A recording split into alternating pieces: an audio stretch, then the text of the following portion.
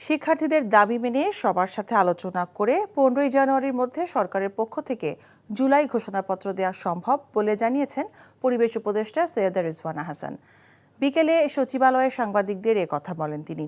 নতুন বছরে জুলাই অগাস্ট হত্যাকাণ্ডের বিচার, রাজনৈতিক মতৈক্য গড়ে প্রস্তাবিত সংস্কার এবং নির্বাচনের রোড ম্যাপ ঘোষণা করাই সরকারের লক্ষ্য বলেও জানান সৈয়দা রিজওয়ানা। রিপোর্ট করছেন রকনউদ্দিন।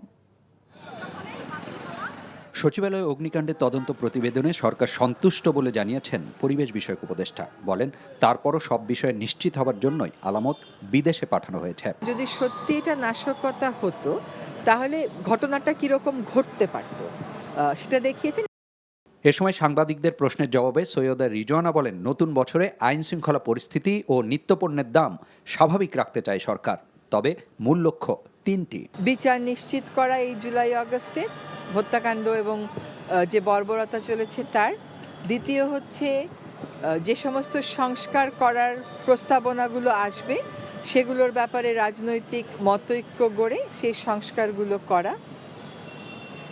আরেকটা হচ্ছে আমাদের নির্বাচনের একটা ক্লিয়ার রোড ম্যাপ ডেভেলপ করা। আর যে কোনো দেশে অভ্যুত্থানের পর ঘোষণাপত্র দেওয়া হয় উল্লেখ করে পরিবেশ বিষয়ক উপদেষ্টা বলেন, এ বিষয়ে সবার সাথে আলোচনা শুরু হয়েছে। 15 জানুয়ারির মধ্যেই সরকারের পক্ষ থেকে জুলাই ঘোষণাপত্র দেয়া অসম্ভব নয়। শিক্ষার্থীরা যখন প্রোক্লেমেশনের কথা বলেছেন সেখানে আমাদের দ্বিমত করার কোনো সুযোগ নেই, কোনো কারণও নেই। কিন্তু আমরা সরকারের অবস্থান থেকে চেয়েছি যে এটা বাংলাদেশের জনগণের একটা প্রোক্লেমেশন হোক।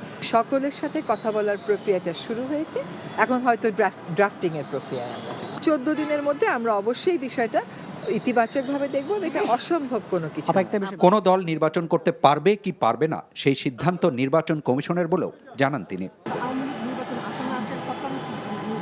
এখনো পর্যন্ত তো সরকার এই ব্যাপারে কোনো মতামত জানায়নি। রকনউদ্দিন, NTV নিউজ, ঢাকা।